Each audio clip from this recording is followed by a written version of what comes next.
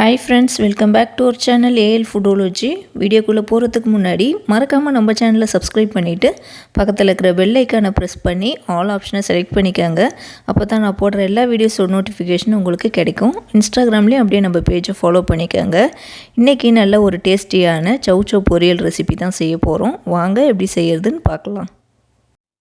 சௌச்சௌ பொரியல் செய்யறதுக்காக நான் ஒரு pan வச்சிருக்கேன். அதில் ஆயில் சேர்த்துக்கலாம். ஒரு 1.25 டீஸ்பூன் அளவுக்கு ஆயில் சேர்த்துக்கங்க. நான் கடலை எண்ணெய் தான் சேர்த்துருக்கேன். ஆயில் ஹீட் ஆன பிறகு தாளிக்கிறதுக்கு உளுத்தம்பருப்பும் கடலைப்பருப்பும் சேர்த்துருக்கேன். ரெண்டுமே ஒரு 1/4 டீஸ்பூன் அளவுக்கு சேர்த்துக்குவோம். அது கொஞ்சம் நல்லா கலர் மாறின பிறகு கருவேப்பிலை சேர்த்துக்கிறேன். இப்போ கட் பண்ணி வச்சுருக்க ஒரு வெங்காயம் சேர்த்துக்கிறேன். நான் ஒரே ஒரு சௌச்சௌ தான் சேர்த்து இன்றைக்கி வந்து பொரியல் செய்கிறேன். அதனால் ஒரு வெங்காயம் இது மாதிரி பொரியலுக்கு கட் பண்ணுற மாதிரி சின்னதாக கட் பண்ணியிருக்கேன். இப்போ வெங்காயம் சேர்த்துட்டு நம்ம வதக்கி விட்டுக்கலாம். ஒரு 2லேருந்து 3 நிமிஷம் பக்கம் நல்லா வதக்கி விட்டுக்கோங்க. வெங்காயம் கொஞ்சம் நல்லா கலர் மாதிரி வரட்டும்.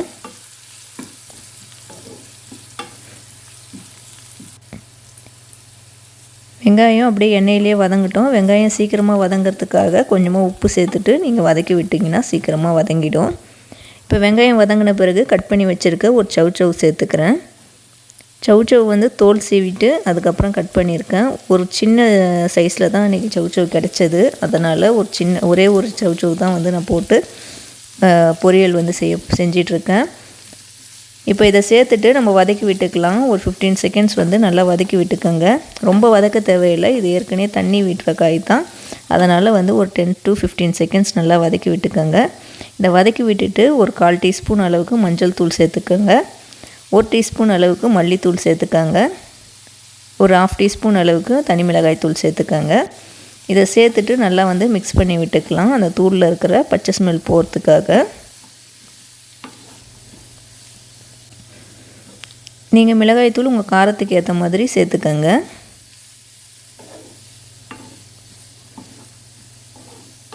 இதை நல்லா வந்து நம்ம வதக்கி விட்டுக்குவோம். இப்போ இதை வதக்கி விட்டுட்டு இந்த காய் வேகிறதுக்கு தேவையான கொஞ்சமாக தண்ணி சேர்த்துக்கிறேன். நிறைய தண்ணி சேர்க்க தேவையில்லை. ஏன்னா இதுவே தண்ணி விட்டு தான் வேகும்.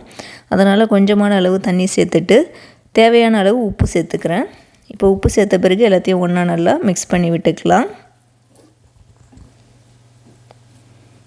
இதை நல்லா மிக்ஸ் பண்ணி விட்டுட்டு நம்ம வந்து இப்போ மூடி வச்சு வேக விடலாம். சௌச்சௌ வந்து ரொம்ப நேரம் வேக தேவையில்லை. ஒரு 1/4 மணி நேரம் விட்டாலே போதும். காய் வந்து தண்ணி விட்டு வேகும்.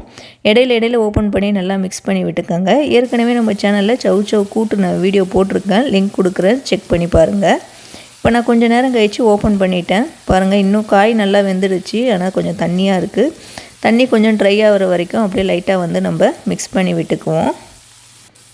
ஓப்பன்லேயே வச்சு நம்ம மிக்ஸ் பண்ணி விட்டுக்கலாம். காய் வந்து ரொம்ப சின்ன காய்ன்றதுனால ரொம்ப சின்னதாக தான் இருக்குது. உங்களுக்கு பெரிய சௌச்சௌவாக கிடச்சதுன்னா நல்லா கொஞ்சம் பெருசாக கட் பண்ணிக்கோங்க. இப்போ தண்ணி நல்லா ட்ரை ஆகிடுச்சு. ஸ்டவ் ஆஃப் பண்ணிவிட்டு நான் வந்து டெசிகேட்டட் கோகோனட் சேர்த்துக்கிறேன் ஒரு 2 டீஸ்பூன் அளவுக்கு.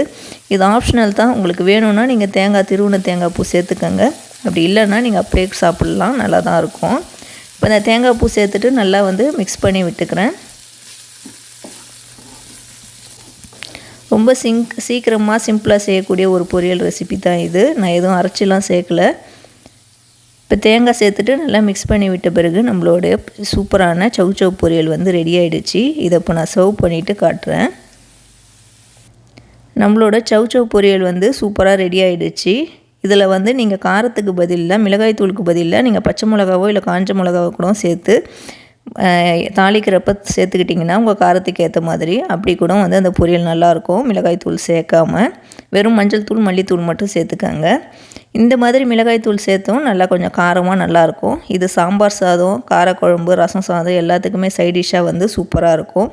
கண்டிப்பாக நீங்களும் ட்ரை பண்ணி பார்த்துட்டு எப்படி இருந்துச்சுன்னு மறக்காமல் கமெண்ட் பண்ணுங்கள். இந்த வீடியோ பிடிச்சிருந்தா லைக் பண்ணிக்கோங்க. இந்த வீடியோவை உங்கள் ஃப்ரெண்ட்ஸ் அண்ட் ஃபேமிலிஸ்க்கும் ஷேர் பண்ணி விடுங்க. நம்ம AL foodology சேனலில் இது வரைக்கும் சப்ஸ்கிரைப் பண்ணாமல் பார்க்குறவங்க மறக்காமல் சப்ஸ்கிரைப் பண்ணிவிட்டு பக்கத்தில் இருக்கிற பெல் ஐக்கானையும் ப்ரெஸ் பண்ணிக்கோங்க. தேங்க்யூ ஃபார் வாட்சிங்.